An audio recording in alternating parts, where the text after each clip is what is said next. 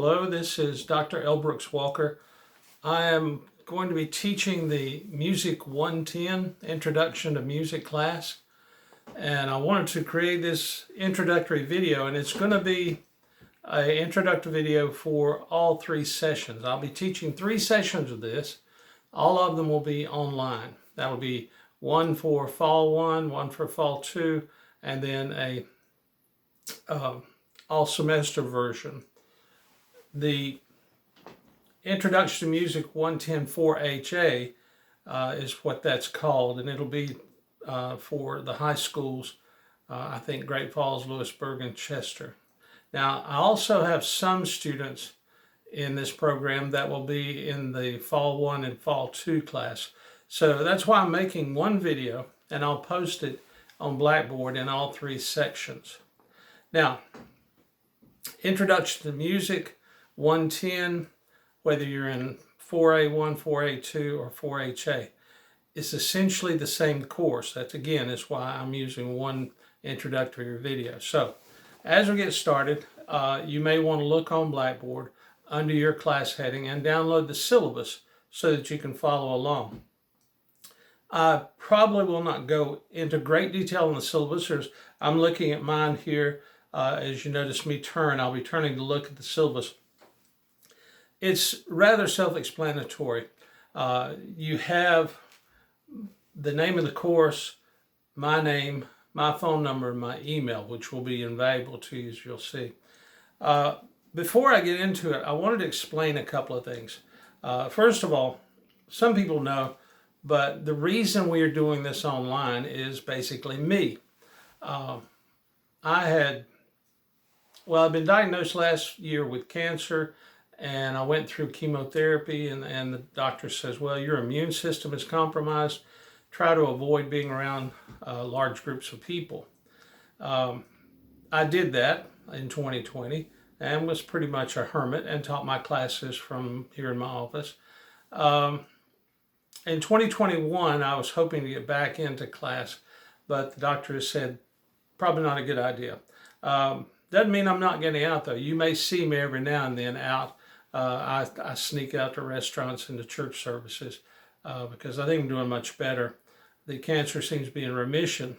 But again, being in a confined classroom with a lot of people has been frowned on, particularly with people still talking about COVID. But that just explains why we're not meeting face-to-face in a class. And I'll be honest with you, I apologize, because I'd much rather be interacting with you in a classroom. And I hope to do that in the spring, no later than next fall. But that's it, put aside. Most of you are taking this class as a freshman, probably. I'm sure there may be some sophomores. And then there is a whole bunch of you that are taking it for college credit while you're in your senior year in high school, some even junior year. The first thing I want you to know about this class is that traditionally, music, introduction to music, or what used to be called music appreciation, has been taught almost like we were teaching it to music majors. I witnessed this when I was in college. I sat in on some classes and I thought, well, why are these non-majors being forced to learn theory? It didn't make any sense. And I sort of made a pledge to myself that if I ever teach this course, I wouldn't teach it as a music major course, but as a non-major course. And having said that, I'll tell you right now, I'm not going to focus on things like music theory. I'm not going to focus on in-depth detail of music composition. I will talk about form because I think form is something that's historically important. But that's the key word for me, is history. I will approach this class from a historical standpoint, simply because the appreciation of music is a title that people try to understand, because most people appreciate music in one form or another.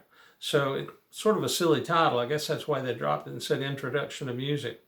My goal will be for you to study music and looking at the historical aspects so that it sort of makes sense of today. When it comes to being a musician, I'll tell you right now, there are a lot of really good musicians that have never studied music. During the 60s and 70s, there were most of your pop musicians were just natural talents. Even today, I dare say some of you probably sing in church or maybe just sing in the car and you've never had a voice lesson. Some of you may play an instrument like a guitar and without ever having studied with a guitar teacher. I myself studied guitar for almost 6 years before I ever sat down with a teacher. And when I did, it was study classical music. So I played in bands and in clubs doing pop music without ever being taught the music theory of guitar. Now, I was studying other kinds of music, but like I said, everyone has the capability of being a musician of some sort. And I guess that's what I'm trying to point out. Excuse me, had something pop up. I want you to take this course and I want you to get something out of it that will be beneficial in other classes. The historical aspect of music will allow you to look at other aspects of coursework. Everything from English language and poetry to culture, what makes us who we are. And that's mentioned in the syllabus. Now, because of that, this course will be a little different than other music appreciation or introduction classes.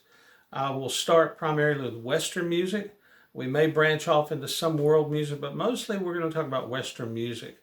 And we're going to talk about when it began, what were the main influences, who were the main composers, what did they contribute, and how did it shape not only the development of music, but our society itself has been reflected and also shaped in its music.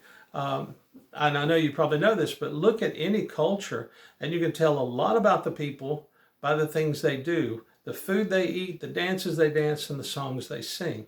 So we're going to look at that. We're going to talk about this a lot. I've got somebody trying to call me. But anyway, let's look at the syllabus now. As I said, you'll have the course number, the fact that it's online. You'll have my name and my phone number and my email. My phone number is there so that if you have a question, you can either text or call. If I don't answer, leave a message. I'll return the call as soon as I can. The email is there because a lot of the work that you do for me, you will send it to me via that email. Now, let me say this because some people get confused. In the past, I've had students who send things through Blackboard and it just shows up on Blackboard as assignments. That's okay, except it's harder for me to make copies of that and put it into a file. But it's also sometimes, and this has happened on several occasions, the things sent through Blackboard sort of disappear into the ether, and I never see them. And I've had students send me letters and copies of work. They said, I sent this to you through Blackboard, and I'll see the work, I'll see the timestamp on it, and I'll think, well, they did, but I didn't get it. And it's caused multiple problems in the past. So I found it better that if you would send it to that email, Walker L8@mailbox.sc.edu. And I will try to communicate with you through Blackboard, but also sending you group emails and maybe occasionally individual emails. So that's how we're going to communicate, and that's how we're going to get work passed on. On the syllabus, you'll see the first section of general rules and procedures for online classes. I'm not going to read that. You can read it and understand it. The only thing I will point out is that you will see there's no midterm or final exam in this class because each test is graded and weighted the same. So that's good. You don't have to go cramming for midterm or finals. The other thing in there is that I will post some lectures. I'm not exactly sure how many. A lot of times, if I don't post a lecture, I will post what I call some bullet notes that go along with the PowerPoint. I will use PowerPoints also for you to study. The course description is there. The course objectives are there. And on some of these students, you will see a textbook mentioned. That's for the dual enrollment program. Those are my high school students. That textbook, if you're in one of the high schools, will be in your class, and we may refer to it on occasion. I say may because sometimes I'll be either out of that textbook The first 3 or 4 lessons, I won't even use it, but then we may reference some of the things. It's a Camian book, and it's actually a very good book. The one criticism I have of it, and the reason I don't use it more widely, is it's a little too in-depth for a non-music major. They dig way into things which, without some background in theory, will be irrelevant for you. So we'll use the historical parts of it. For those that are in Fall 1 and Fall 2, you have no textbook. Yeah, you can thank me later. The reason being is this textbook, which I do like the Camian series, has gone from being $60 when I first used it to $100 and I don't know, I saw it priced at $180 at one time, and that's just ridiculous. And then they give you some pass where you can listen to music, which you can listen to YouTube, on YouTube for free. So that's one of the reasons I haven't used this textbook. It's because this is an elective, and I know that you as the students, you're already swallowed up in textbook cost, and I'm trying to lessen the pain of this course. Like I said, music has always been used for entertainment and worship, things like that, but mostly entertainment. So I'm going to try to make this class as entertaining as I possibly can without weighting you down with expenses and a lot of busy work that you really don't need to do. So next, on the next page of the syllabus, you will see assignments and requirements. You want to pay attention to this. We will have unit tests, and the next thing is I'm going to ask you to write 2 essays, and these essays are short. You can do it in a page, sometimes a half a page, but basically it's a live performance essay. I want you, and I've got a note in here where it says that because of COVID, I left that in because some people, because of COVID, are still limited, but if you can get out and are getting out to concerts or going to church or going to football games and listening to the band, you can use those as live performances. I've told people that high school marching band puts on a show at halftime, and then usually that's a great live performance. You can go to concerts, I'm sure some of you do, or even small venues. The other thing, which I tell people, is church. You can go to one church service and you'll hear a choir, a instrumental piece by organist or group, or a praise band, and sometimes a soloist. You have several options in church for live music. The point is to experience live music. Now, if you are one of those people that's sort of locked in by COVID, then you can go back and pull from your past where you've gone to church, gone to a band, gone to a concert, and write about those, and that'll be fine. The idea, though, is for you to take note of the difference between live performance with the artist, with the audience, and what's going on when you listen to just music over your headphones. It's different. For example, the first time I ever heard a symphony play live, it created some aesthetic movement in my heart. It's just amazing. And I hope you experience that when you experience live performance, because you do more than hear. You become involved in the crowd and the emotions, but you get the idea. So there'll be 2 of those. And people always ask about deadlines. These are pass-fail. I'm not going to grade them stringently. If you turn it in, you get 100. If you don't turn it in, bad news, you get a 0. You can turn it in any time. You could do both of them the first week of class, or you could wait and do them both the last week of class, which I do not advise. The next thing is a research paper. This is the other written thing. And it'll be graded a little more stringently in the style of a regular college research paper. And I expect you to do the research. Now, it's going to be about 5 pages long, I think is what I said. Notice the due date on it is 2 classes before the last, I think I said night because I used to teach this class at night. I should correct that, but it'll be 2 classes before the last day of class. And for Fall 1, that'll be a little different than Fall 2. And for the dual enrollment, yours is be kicked all the way into December, I think. Those dates will be available online also. After that section of assignments and requirements, you see a section entitled Evaluation. You may want to take note of that, but it's very simple. The 2 essays and the research paper will comprise what I call written work. That's 50% of your grade. The unit test you will take, and there may be anywhere from 4 to 6 of those, will comprise the test section. That's 50%. Now I do this and I explain it here, but basically if you do poorly on test, then your written work may pull your grade up to passing. If you do poorly on written work, your test grades may pull it up to passing. But here is the problem, and I might as well tell you up front. I expect you to make an A in this class. Most people do.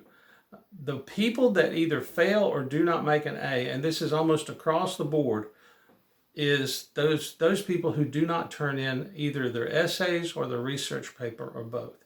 If you do not turn in your written work, then you will get 50. Even if you make 100 on every test, you will get 50 on the class, and that's a failing grade.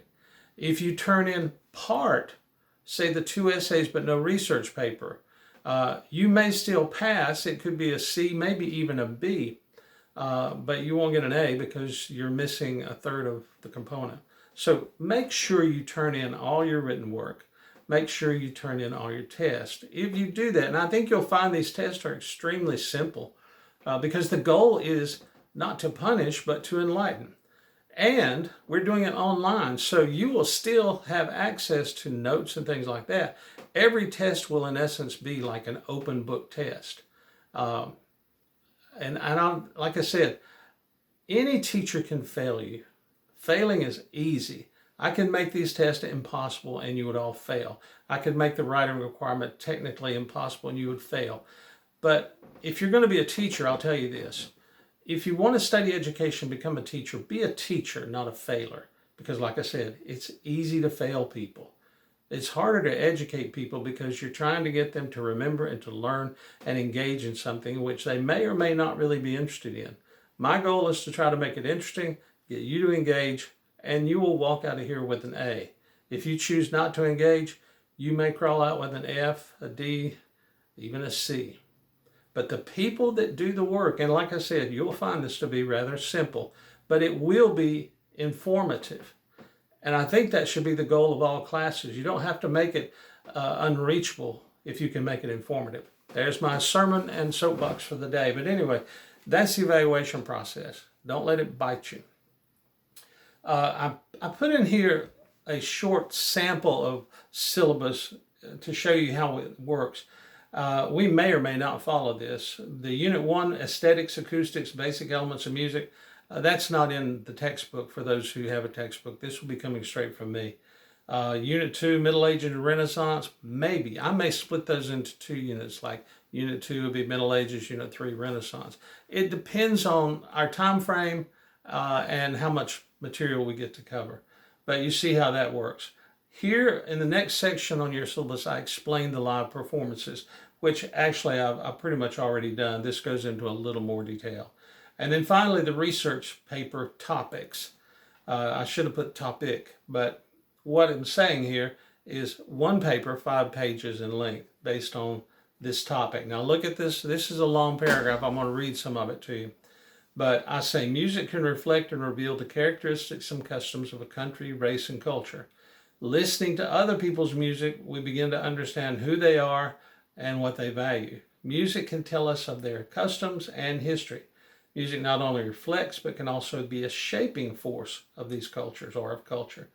I'd like for you to choose a country or a culture and cite examples of how the music of that people or place reveal to us aspects of that culture. There's no limit to your choices. You can write about ancient cultures or present-day cultures such as European, Mediterranean, Middle Eastern, or Asian countries. You may even wish to look at the various genres represented in our own American culture, such as Native American music or even jazz. And the goal there is you learn and present information on the power of music to give the listener a window into the alternate country or culture to understand others and their way of life better. Now, that's a mouthful, but basically I'm pointing out, as something I said earlier, music can either reflect or it can shape a culture. Today we see that in modern music. The music scene changes all over time, but if you go back to the 60s and listen to early rock and compare that to later heavy metal, you'll see the change, and it's also reflected in the culture. The late 60s was a time of drug music, and a lot of people were experimenting with drugs. Later, it was protesting the war, so we had a lot of protest music, and it led to riots in the street, all sorts of things, and it was one of the factors that led to an end to Vietnam War. We still see it today. People marching in the streets, singing songs. The civil rights movement had all sorts of songs, anthems like "We Shall Overcome." Music is a vital part to this cultural change. And so look at that. You can see it in ancient cultures as well. And through the music of ancient cultures, we begin to learn more about those cultures. Now, this is about Western civilization, but you notice I said you can use European, Mediterranean, Middle Eastern, or Asian. It's because the Western civilization, while it started in Europe and in most basically in the Americas, it has grown to encompass a global span that has influenced the development of Western civilization. I think America is a great example of that, is that we have become a melting pot of various countries and cultures. You know, a lot of people thought we were English, and then we adopted people, the immigrants of Europe, Eastern Europe. But with that came the Chinese movement in the late 1800s, the Hispanics coming in. So we have adopted and adapted all these cultures. And the music reflects it. I lived in Texas for a while. One of my favorite things was to go listen to mariachi bands. Don't find a lot around here. I also would like to go to German towns and listen to polka bands. So it's out there. But I want you to write about it. I want you to observe, make observations, do the research, because you could give your opinion, but trust me, your opinion is just that. A research paper is based upon what you find that has been recorded. Now, some of it you may agree with or disagree, but that's the nature of research. In a research paper, you should have what you find, the opinions, and then you interact or engage with those opinions by either agreeing or disagreeing. And that's how you make a good research paper. The other thing to help you make a good research paper is the next 2 pages. I give you examples of notation. Now, I put these in here, but I know as well as you that probably you're going to go to the internet to find a lot of your information. All I can say there is there's nothing wrong with the internet, but do be careful, because there's some sites that are not accurate, because the internet is a public domain. If you remember, Wikipedia used to be criticized because it was open to the public, but I will say Wikipedia has done better at cleaning its act up. So Wikipedia is a good source, I think, because they'll tell you if they don't have the material cited. There are plenty of other places you can cite, but be careful. Try to cross-reference whatever you write. The other thing is citing it. Now, the English teachers are going to hate me for this, because I know there is a form for citing material. But for me, if I want to see what you've looked at, where you got your information, the easiest thing for me is for you simply to post the URL. Now, in the paper, if you were to do parenthetical or endnotes, you might not have enough room, but you can put part of the URL, or you might be able to put it all, I don't know. But if I see that URL, you can even leave a link and create a link where I could just click on it, and be taken to your site. And I'll do that if I find something I find maybe controversial. I want to check where you found your site. I don't always grade down for that, to be honest with you, because if you were, I guess you say, tricked by a false site, that's not your fault. I'm looking for your information, and I want to make sure it's accurate. I'm looking for the form. That leads us to the next page. There's a rubric here. And in this rubric, you'll see formatting, and you'll see the closing summary, the opening sections, all this stuff. They're basically 3 sections, and the third section being the heaviest graded. The third section begins on content. It talks about sentence clarity, opening section, presentation, interaction, and a closing summary. That section is worth 55 points, and I will grade accordingly. You can rack up some points real quick just by following the formatting and doing your citation. I will say this, a lot of people have trouble with their papers. It's usually because they either don't do citations or they're not sure, so they don't do anything, and they get no points. Here's the good news. And again, I'm grading stricter, but at the same time, I'm leaving the door open so that you might can get a better grade. The way this rubric is set up, the basic following, this is just the basic following of the rules. will get you somewhere in the 90s. And a lot of times the 93s, 93 is an A. But for me, I grade on a 10-point system. A 90 to 100 is an A. 80 to 89 is a B. 70 to 79 is a C. 60 to 69 is a D. So you could get a 60 and still pass. I know you don't want to, though. You want that A. Well, the A is easily attainable, and particularly with these papers. Just do the work. That's the simple thing about it. But that takes us basically through the syllabus. Now, when you get on Blackboard, first thing you'll probably see will be the syllabus posted, so you can open it or download it.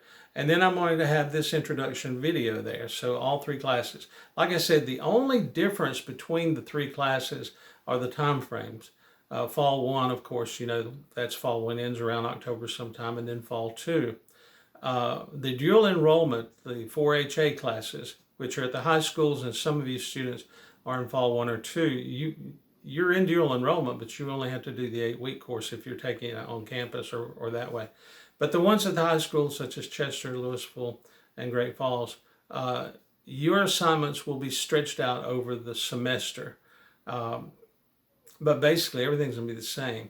You'll have people in your classroom there that you can contact and ask questions, and hopefully there'll be facilitators that can help you find the books and that sort of thing.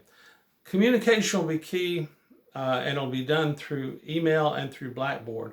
In the past, there have been trouble with people who could not access Blackboard. Check that right away. Obviously, if you're reading this, you've been able to access it. But if there's someone else in your class that says, well, I don't have access to it, tell them to get in touch with their facilitator or their guidance counselor and get that cleared up. For the students taking from USCL, you shouldn't have any problem. You should have your Blackboard account available to you with your password and all that good stuff. If you have questions, like I said, you can call me. I'll try to answer. If not, I'll take your message and call you back.